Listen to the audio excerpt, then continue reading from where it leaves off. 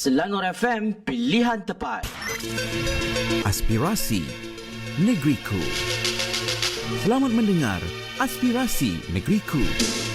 Ya, kembali bersama dengan saya Saf di sini untuk Aspirasi Negeriku, terbitan penerbit Azharida Mahad. Okey, Assalamualaikum, selamat pagi. Saya ucapkan kepada anda yang mana yang sedang memandu, hati-hati memandu. Semoga anda selamat tiba ke destinasi yang dituju. Baik, tajuknya hari ini adalah robotik dan juga telah pun berada di talian sekarang ini pakar kita, Tuan Kamarul Zaman Jahidin ataupun KJ. Assalamualaikum, selamat pagi Tuan. Waalaikumsalam, selamat pagi. Ya, apa khabar hari ini? Sihat Baik, sihat. Sihat. Okey. Panaslah hari ni. Oh, ini panas. Samalah dengan topik kita ni. Rasa ni panas dia sebab robotik ni bukan perkara yang mudah sebenarnya. Ini mencabar sebab apa? Tapi kita nak mencapai dalam negara-negara yang maju, kita nak ada dalam list tu kan. Jadi kita kena pergi juga ke arah robotik ni, betul Betul. Okey. Baik. Sekarang ni antaranya macam kita ni, kita nak minta tuan jugalah hari ni untuk terangkan tentang trend teknologi robotik di dunia dan juga di Malaysia. Yang mana sejarah robot di dunia ini banyak kan, jenis-jenis dan juga kategori. Sebenarnya bagaimana sejarah robot ataupun robot ini diwujudkan? Ini kalau orang dengar robot ni orang lari kan. Memang saya memang takut dengan robot sebab apa, tambah-tambah bila kita tak dapat handle dia tu, kita tak dapat nak monitor dia tu, memang bahaya. Kita ni sebenarnya kita telah didedahkan dengan banyak movie lah, orang kata cerita-cerita macam Short Circuit, Robocop tahun 1987 zaman-zaman saya dulu Space 1999 kan. Jadi kita ingat robot ni bukan satu benda yang wujud hanya angan-angan imajinasi saja kan. Tapi sebenarnya DJ Saf, robot ni telah wujud 900 tahun dahulu. 900 tahun dahulu. 900 tahun dahulu. Oh, dah lama. Kalau kita lihat ini ada dua statement semasa tahun 12 before century ni ada satu cerdik pandai Islam Ismail Al-Jazari ni, dia telah mereka cipta washing machine, dia telah mereka cipta fountain, lepas tu dia telah mereka cipta jam yang berbentuk seperti robot. Kalau ikut sejarah dululah. Okey. Kemudian dia tidak famous. Jadi yang menjadikan famous sekarang ni yang banyak kita war-warkan adalah pada tahun 1956 seorang engineer Amerika ni, dia bernama Angel Berger. Dia ni seorang engineer, dia telah mereka cipta robot untuk digunakan pakai dalam automotive industry. Dia namakan robot ni sebagai Unimate 001. So yang menggunakan pakai robot ni masa ketika itu kita namakan dia sebagai industrial robot lah, dia lebih kepada manufacturing. General Motors ataupun syarikat General Motors dia menggunakan pakai robot tu. Okey. Kemudian kalau kita tengok lagi dia ni lagi banyak dia invent, lagi banyaklah robot-robot yang telah berlaku pada tahun 1961. Lama dah cerita ni. Cuma baru-baru ni lah bila kita sebut pasal industri 4.0 ni, barulah keluar perkataan autonomous robot. Bila keluar perkataan autonomous robot ni, kita melihat robot ni jenis robot yang bijak, yang boleh bekerja dengan manusia. Okey. Kalau kita lihat lagi seorang profesor daripada Boston University, nama dia Isaac Asimov. Isaac Asimov ni, betul nama kadang-kadang nama Asimov dekat robot Honda kan. Mungkin mengambil sebenarnya nama Isaac Asimov ni lah. 50 tahun lepas, dia telah membuat satu statement. Dia kata 3 laws of robotic. Robotik ni ada law dia. Dia bukan simply dia ada law dia. So sehingga sekarang ni kita guna pakai law ni. Dia kata robot ni tak boleh tidak boleh mencederakan manusia. Itu salah satu. Tadi macam DJ saya kata takut tengok robot ni tak boleh kontrol kan. Itu law dia. Law dia kata robot tak boleh mencederakan manusia kan. Lepas tu robot ni kena ikut arahan manusia. Dia tak boleh simply buat sesuka hati dia, tak boleh. Maknanya yang direka dalam cerita tu, yang kata robot tu boleh bertindak sendiri, ada perasaan tu, benda tu memang rekaan semata-mata lah. Itu rekaan semata-mata. Tapi kalau katakan, pada saya robot ni kalau macam robot, dia kata robot jahat lah. Yang menjadikan robot tu jahat tu kita. Betul lah. Betul Cara tak? penggunaan kita. Kita yang programkan robot tu supaya jadi jahat. So jadi Isaac Asimov ni dia telah buat satu law, di mana law ni kita kena ikut lah, macam satu guidelines lah. Okay? So yang ketiga ni, robot ni dia kena protect dia punya kehadiran. Tapi tidak konflik kepada law yang pertama dan law yang kedua tadi. So robot ni tak boleh beranak. Betul. Tapi kita tengok dalam movie tu, lama mungkin banyak robot ni, banyak robot ni kan. Macam kalau saya memang peminat cerita Transformer kan. Saya tengok dia punya ayat akhir tu kan, we must protect the world kan. Itu seronok lah dengar. Itu sebenarnya that's the last word yang patutnya kita sebenarnya tak perlu takut lah pasal kehadiran robot ni. So sejarah robot ni memang dah lama. Di mana yang Henry Ford pernah cakap dulu, sebelum mereka cipta kereta, dia pernah berjumpa dengan penunggang kuda yang menghantar barang-barang ni. So dia kata dengan penunggang kuda dia kata, kenderaan macam mana yang korang nak supaya korang lebih selesa menghantar barang. Dia kata satu je, kenderaan yang boleh bergerak pantas. Itu so, je. daripada situ Henry Ford dia fikir cara macam mana dia nak mereka cipta satu kenderaan yang boleh bergerak pantas. So wujudlah Ford. Itu cerita dia. Lepas tu dalam Ford pula ada pula dalam sekarang ni, apa nama ni, kalau kita beli kereta kan ada kan 1 horsepower lah, berapa torque dia dan sebagainya kan. Ciri-ciri dia tu. So dia ambil kira daripada kehadiran benda ni lah. Itu cerita lah sejarah robot. Itu sejarah tapi memang saya terkejut kalau kata, sebab apa tuan kata tadi, dah wujud teknologi robot ni, dah wujud 900 tahun yang lalu. Lama. Kita nak tunggu setahun pun rasa memanglah waktu tu memang cepat, tapi lama jugalah sebenarnya. Okey, baik, mana ketika itu belum diwar-warkan lagi lah. Okey. Penggunaan dia agak restricted lah. Betul. Okey, baik, selepas ini ada lagi soalan yang kita nak tanyakan. Soalannya macam ni bunyi dia. Macam pantun pula kan. Apakah sebenarnya kategori ataupun jenis-jenis robot? Bagaimana sebenarnya robot ni dapat membantu manusia? Itu yang kita nak tahu jawapan daripada Tuan KJ selepas ini. Boleh tapi kita berehat dulu seketika. Ini dia Amy Mastura meniti hari Selangor FM.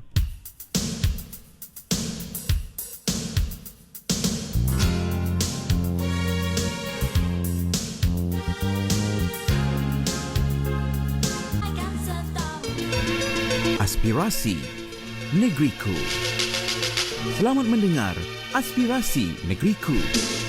Aspirasi Negeriku kembali bersama dengan saya Saf di sini dan juga Tuan KJ di talian. Tajuknya adalah robotik. Jika tadi Tuan KJ telah terangkan kepada kita berkaitan dengan sejarah teknologi robotik ini. Cuma sekarang ini Tuan KJ, kita nak teruskan ke soalan yang seterusnya ni kan. Kita nak tahu juga apakah kategori dan juga jenis-jenis robot. Bagaimana sebenarnya robot ni dapat membantu manusia? Ini bila dah dapat jawapan daripada pakar ni, rasa lepas ni saya tak takut dah robot rasanya. Okey. Robot ni saya cerita dulu lah. Robot ni dia terbentuk melalui empat benda. Pertama, dia perlu ada actuator ataupun motor ataupun servo untuk dia bergerak, untuk dia berjalan dan sebagainya. Yang kedua, dia kena ada sensor. Sensor ni untuk dia melihat, untuk dia sebelum dia langgar, dia ada sense, dia macam satu deria lah. Dan yang ketiga, dia ada controller. Controller ni maksud kita boleh control dia dan sebagainya. Dan yang yang keempat, dia ada power source. Dan juga dia ada power source baru dia boleh bergerak kan. Tak ada power dia tak boleh gerak, tak ada bateri, tak ada apa dia tak boleh bergerak. Dia duduk kat situ je lah. Yang paling penting dalamnya adalah artificial intelligence. Inilah input yang menyebabkan robot tu berbeza ataupun berbagai-bagai kategori.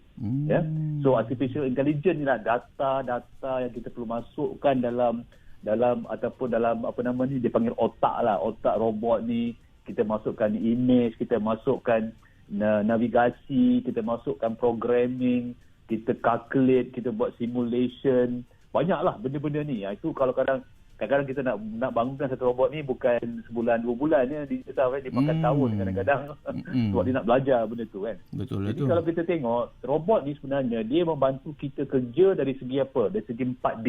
Bukan nombor ekor 4D Jangan salah faham dia faham kena faham So dia bantu kita dalam 4D. Pertama, DAL ni yang kita buat kerja repetitif. Kita buat kerja repetitif ni, kenapa kita buat kerja repetitif kan? Kenapa kita tak boleh fikir nak invent satu robot yang mengganti tempat kerja kita dan kita boleh buat pekerjaan benda lain kan? Itu satu. Yang keduanya, kerja yang dia bantu kita dari segi dangerous. Macam contohlah kalau kita nak korek tanah, nak lalu masuk bawah tanah, ketakut apa yang berlaku di bawah tanah tu. Contoh macam kalau ada bom dan sebagainya, kita letak robot dulu, kalau mati bukan kita mati, robot yang mati, tak apa, kita boleh invent benda lain kan. Faham. Itu dangerous. Betul. Dangerous. Dan satu lagi yang difficult yang susah lah, yang susah kita nak buat kerja.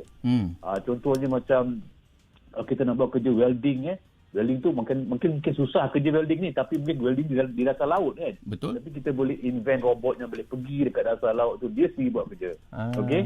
Dan yang ketiga, D ni dipanggil Dia ni macam kerja-kerja yang menyebabkan agak mahal lah kos dia. Contohnya macam kita nak monitor construction punya site progress dia. Jadi kita fly the drone. Drone ni sebenarnya satu kategori robot tau sebenarnya. Dia panggil aerial robot. Apa tadi? Aerial? Drone. Aerial robot. Aerial. Okey. Aerial atas ni. Dia apa nama ni? Atas kan. So, drone ni dia akan fly, dia tengok kawasan site ni. Dia kata tengok kawasan site ni, mana yang dah siap, mana yang belum siap, dan dia akan hantar laporan.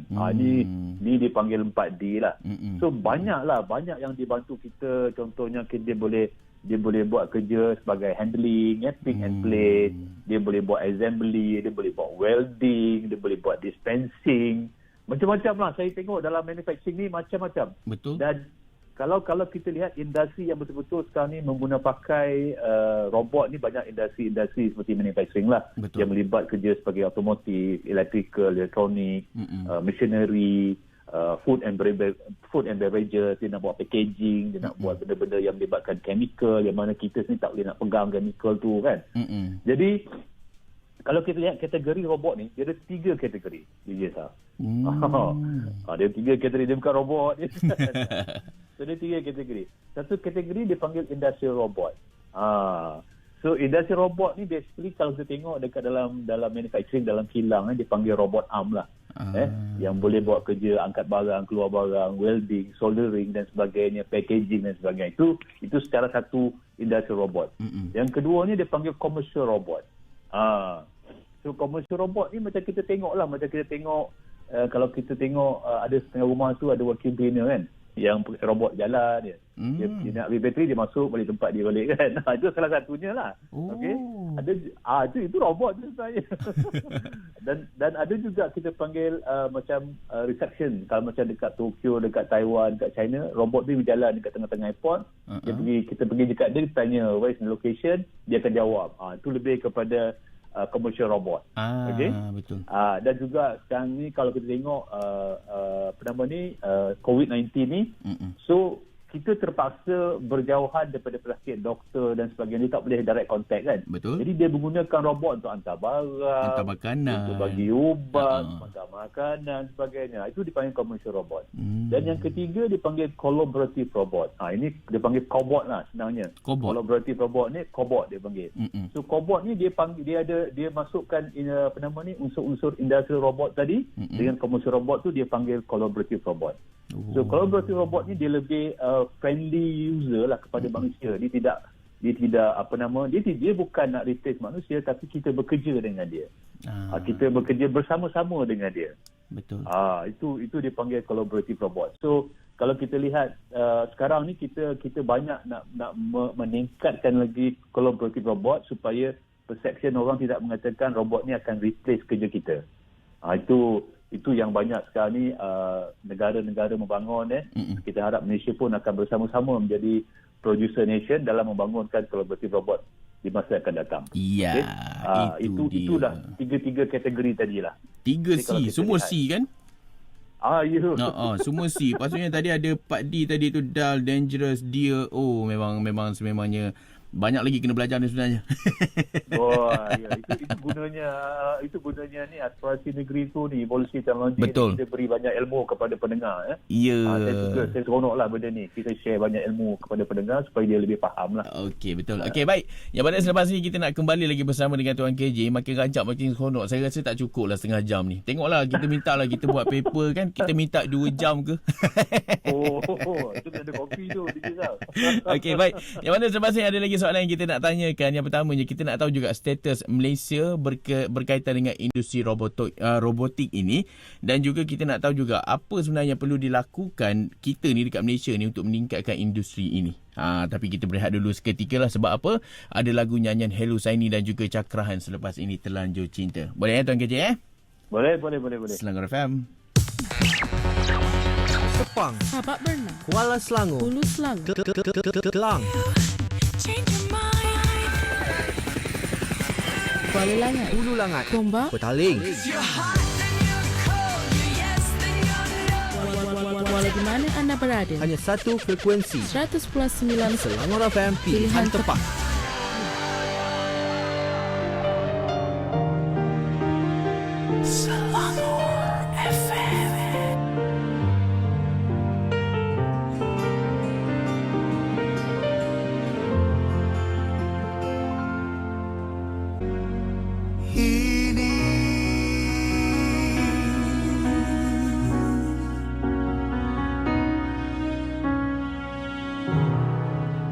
Bercakap mengenai industri kreatif, industri hiburan dan acara, saya juga mendengar keluhan daripada karyawan, pengarah filem, kru produksi dan pengurus acara. Sehubungan itu, beberapa program dan kemudahan keuangan untuk menjana semula industri kreatif negara yang berjumlah sebanyak 225 juta akan dilaksanakan melalui kerjasama antara My Creative Ventures, MDEC dan pihak swasta.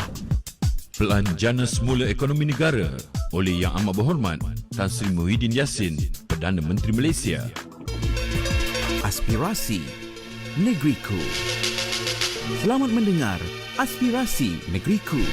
Yang kembali bersama dengan kami berdua, saya Sam dan juga Tuan Kamarul Zaman Jahidin ataupun Tuan KJ kita, pakar keusahawanan IT. Tajuknya hari ini adalah robotik. Tuan, okey lagi masih lagi di sana Okey. Alhamdulillah. Okey, baik. Jika tadi kan tengah-tengah rehat tadi kan saya terfikir kalau kata tugasan kami DJ ni kan, robot ni boleh tak bercakap orang kata lantang macam maknanya pantas macam manusia. Pernah tak ada ciptaan macam tu? Okey. Ini satu yang unik lah. Robot ni, macam saya cakap tadi, robot ni direka oleh manusia. So banyak data-data, input-input yang perlu diadakan dalam badan robot tu. Jadi macam kes DJ ni, dia melibatkan satu jenis seni kreatif. So jenis kreatif ni memang sukar untuk robot mengambil alih tugas. Alhamdulillah. Maknanya job saya takkan putus lah. InsyaAllah akan ada.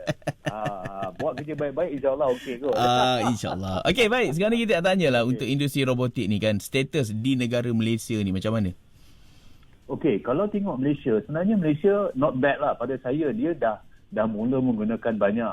Masa saya mula makan gaji dulu tahun 1990 pun, dalam manufacturing dah start pakai dah. Kalau tengok, kalau macam kilang-kilang manufacturing otomotif, manufacturing yang buatkan elektronik, dah start pakai dah. Cuma dari segi volume tu tak banyak lah. Cuma dia dah start pakai. Dan kalau kita lihat sekarang ni dalam segi pertanian pun dah mula dan menggunakan aerial robot, drone, untuk untuk letak baja, untuk siram baja, untuk letak racun dan sebagainya, dah ke arah tu. Dan yang baru-baru ni semenjak COVID-19 ni, kita pun dah ada MCK-19. Kita pernah dengar MCK-19? Saya pernah dengar. Kiah 19 robot. Nama Makcik Kiah kan? Makcik Kiah ni stand for Key Innovations Assisting Healthcare. Nama dia Kiah. So Makcik Kiah robot ni diguna pakai untuk menghantar makanan dan keperluan kepada pesakit. Jadi tidak adalah direct contact di antara pesakit dengan frontliner kita lah. Betul. Okey. So dah ada lah benda tu. Dan yang paling menarik pada saya lah baru-baru ni saya pun ada satu sesi temu bual dengan satu doktor nama Dr. Hanafiah Yusof daripada Robopreneurs yang Berhad. Sangat unik lah. Malaysia ni dah ke arah apa tau? Dah ke arah macam robot Sofia. Pernah dengar robot Sofia tak, DJ Sam? Tak pernah. Robot Sofia ni dia humanoid robot. Robot yang lebih ke arah kemanusiaan lah. Tapi dia cuma ada kepala dan badan, dia tak ada kaki dan sebagainya. Dia robot Sofia. So robot Sofia dulu datang ke Malaysia masa pelancaran IR Forward di Malaysia tahun 2018. Datang ke Sarawak tak silap saya. So Malaysia pun dah ada. Nama dia Adam. Robot Sofia di mana ni, dia robot Sofia ni dibuat di Hong Kong tapi kepunyaan Arab Saudi. Dan robot ni merupakan robot yang ada sijil kelahiran Arab Saudi. Itu ada kontroversi sikit lah, tak apa. Okey. Jadi Adam ni telah diwujudkan oleh Robopreneurs di bawah Dr. Hanafiah Yusof ni, ada di Cyberjaya. Okey. Adam ni nama dia Advanced Development Autonomous Machine. Itu nama Adam. Itu nama panjang. Nama panjang. Nama pendek Adam. Okey. Memang menarik lah. Saya berborak-borak dengan dia. Dia kata memang bukan senang lah nak lahirkan sebuah robot. Nak kata seekor tak logik pula kan. Sebentuk robot. Sebentuk robot ke sebuah robot ke kan. So robot ni berat dia lebih kurang dalam human robot ni berat dia lebih kurang dalam 44 kilo. Okey. Dia ada natural interaction. Dia banyaklah input-input yang kena masukkan dalam jiwa robot ni supaya dia lebih, bila kita bercakap dengan dia balas kita. Bila kita berinteraksi dengan dia balas balik kita. So that will be the first Malaysian humanoid robot. So banyak algoritma yang perlu dimasukkan dalam jiwa robot ni lah sebenarnya. So nampak tak pernah dengar Nampak, memang saya tak pernah dengar lagi ni. Dia bagus juga benda ni Itu yang buat saya senyap tu. Itu yang senyap tu. So benda tu ada. So Malaysia sekarang ni dah ke arah tu. Dah ke arah cuba nak jadikan Malaysia ni sebagai sebuah producer nation dan sebagainya. Cuma kita ni ada kekangan sikit lah, ada few things lah yang itu yang kita perlu tangani lah sebelum negara-negara lain lebih masuk ke dalam industri robotik ni.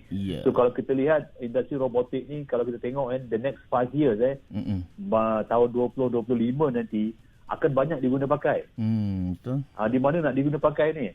Okey, macam saya pernah bercerita itu pasal food security teknologi food security teknologi pertanian kan.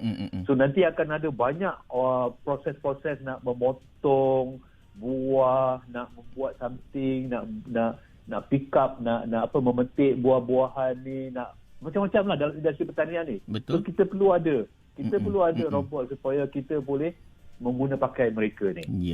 Jadi kita tidaklah sangat bergantung kepada pekerja-pekerja asing lah. Di mana saya tengok macam sekarang ni kita dah macam mendewa-dewakan dia, which is not good lah pada saya. So macam saya pernah cakap sebelum ni, diorang semua takut kata nanti habislah pekerjaan robot ni diambil alih. Macam DJ Sam tadi, ada tak robot mengambil alih pekerjaan DJ kan? Tapi sebenarnya dia betul, dia akan mengambil alih pekerjaan yang kita buat. Tetapi sebenarnya dia kolaborasi dengan kita. Kalau dulu katakan kita buat kerja packaging, kita angkat satu hari ni satu kotak kita angkat 2 kilo, 3 kilo. Lama-lama bengkok tau kita. Kalau kita angkat kerja sampai 5-6 tahun. Jadi robot ni membantu kita mengangkat benda tu, dan kita ni sebagai pekerja bersama dengan robot ni bekerja bersama dia tukar angkat sebab dia tak ada rasa penat. Kita monitor dia. Kita monitor dia, betul. Dia sama dah dapat dah kan. Kita monitor dia, kita kontrol dia. Betul. Itu sebaiknya. Jadi dekat sini kerja kita dah makin mudah. Betul. Kita dah makin sihat. Betul tak? Betul. Kalau dulu saya pernah berkata teknologi ni bukan menyusahkan kita tapi memudahkan kerja kita. Okey, baik. Itu yang betulnya. Okey, baik. Secara ringkasnya jugalah kita nak tahu kan, apa kalau kata dekat Malaysia ni industri untuk robot ni apa yang perlu dilakukan untuk tingkatkan. Sebab apa, kalau kata ikut daripada penerangan Tuan KJ tadi, statusnya dekat Malaysia dah ada. Cumanya perlu dipergiatkan lagi kan. Cumanya adalah kekangan-kekangan yang masih lagi dalam proses untuk kita selesaikan tu. Cumanya kalau kata bagi mereka ni yang berada di luar, pendengar Selangor FM sekarang ni nak tahu juga apa yang perlu kita lakukan sebenarnya untuk tingkatkan industri robot di Malaysia. Okey. Saya bagi beberapa point lah. Yang pertama, nak peningkatkan dia, saya bagi satu, awareness. Awareness ni maksudnya macam inilah kita buat pertemuan bual tentang robotik kan. Jadi pengenalan. faham pengenalan, kesedaran tentang perlunya robotik dalam kehidupan kita seharian. Okey, lepas tu kita fikir pada adoption. Adoption, kita perlu menerima dan mengambil tahu lebih lanjut tentang industri robot ni. Macam tadi, kalau DJ Saf tak pernah tahu kategori robot, hari ni dah tahu dah kategori robot tu kan. Betul. Betul kan? Betul. Itu adoption. Yang kedua, kita adoption. Kita mengguna pakai. Kita mengguna pakai sebaik mungkin. Tak sepenuhnya kita nak pakai macam Adam tu, tidak. At least kita menyenangkan tugasan kita dengan penggunaan robot. So bila kita dah adoption, baru kita sharing. Kita berkongsi pengalaman kita dengan orang lain. Contoh macam hari ini kita berkongsi pengalaman saya dengan orang lain. Jadi empat proses tadi, awareness, adoption dan sharing ni kita perlu tingkatkan. Itu satu. Yang kedua, kita ada society DJ Saf. Kita ada Malaysian Robotic and Automation Society, MAIRAS dia panggil. So boleh layari dekat laman web dia. Okay, so dalam ni banyak informasi yang penting lah tentang robot. Dan yang menjadi kekangan kita sekarang ni, kalau kita lihat pada tahun 2020, maksudnya tahun ni lah, kita perlukan 493,000 saintis dan engineers by the year 2020. Dan kita shortfall lebih kurang 236,000 profesional dalam bidang engineering, ataupun dipanggil, kalau kita nak lahirkan lebih banyak cerdik pandai dalam robotik ni, kita perlu ada STEM. Kita perlu ada science, mathematics, engineering dan math. Jadi kita kurang benda ni sekarang ni. Ini yang agak merisaukan lah. Betul. Jadi Kementerian Pendidikan Malaysia pun dah buat satu blueprint macam mana nak meningkatkan pelajar-pelajar yang cenderung dalam bidang STEM. Tapi sekarang ni dalam industri 4.0 ni, STEM tu dah jadi macam satu benda yang kecil. Kita perlu ada STEAM, STEAM. Science, science, technology, mathematics, science, technology, engineering, arts dan mathematics. So kita kena ada benda tu pula, supaya kita boleh buat problem solving dalam arts tu. Kita boleh buat creativity dan sebagainya. Yang ini yang kita agak risau lah. Saya pernah buat satu projek di Bandar Selatan, Belah Selatan. Saya impikan macam projek tu bandar robotik. Bisa bayangkan macam di Singapura pun sekarang ni dia menggunakan doggy robot ataupun robot yang berbentuk seperti anjing. Dia mengawal penjarakan di antara manusia dengan manusia sebabkan COVID-19. Dia dah mula pakai benda tu. Jadi kita dah kena banyak ke arah tu lah. This is more like commercial robot dan collaborative robot lah. Itu yang saya nampak kekangan-kekangan yang berlaku lah dekat Malaysia. Jadi kita perlu tingkatkan lagi mereka yang dalam bidang sekolah universiti ni lebih cenderung ke arah STEM ataupun STEAM tadi ni. Itu dia. Itu yang perlu dilakukan sebenarnya kan, insya-Allah. Semoga Malaysia ni dapat bersaing dengan negara-negara yang maju, dan juga manalah tahun lepas ni kan tiba-tiba nak minum air pagi je ada dah hantar kan. Tak perlu dah pergi ke dapur dah. InsyaAllah kan. Betul, itu yang kita impikan. Sebab apa, dia boleh memberikan kepada kita kebaikan sebenarnya. Okey, apa-apa Selangor FM mengucapkan terima kasih sekali lagi kepada Tuan KJ sudi bersama dengan kita untuk evolusi teknologi. Hari ni topik dia robotik. Hari ni memang saya paling senyap saya rasa. Sebab saya belajar. Kita hidup, kita kena belajar kan, supaya ilmu itu kita dapat bagi kepada mereka-mereka yang mungkin yang belum tahu lagi. Kita ni memanglah tak tahu banyak, tapi kurang-kurangnya kita tahulah sikit kan. Betul. Okey, baik, insya-Allah rezeki kita bersua lagi, dan juga kami mengharapkan yang terbaik buat Tuan KJ supaya dapat bersama-sama dengan kami untuk berikan kepada pendengar-pendengar Selangor FM info-info yang berguna, tambah-tambah berkaitan dengan IT ni. Kita nak berdaya saing. InsyaAllah. Okey, dengan itu saya nak ucapkan juga terima kasih sekali lagi. Assalamualaikum tuan. Waalaikumsalam warahmatullahi. Terima kasih. Assalamualaikum. Waalaikumsalam. Dibiarkan begitu saja.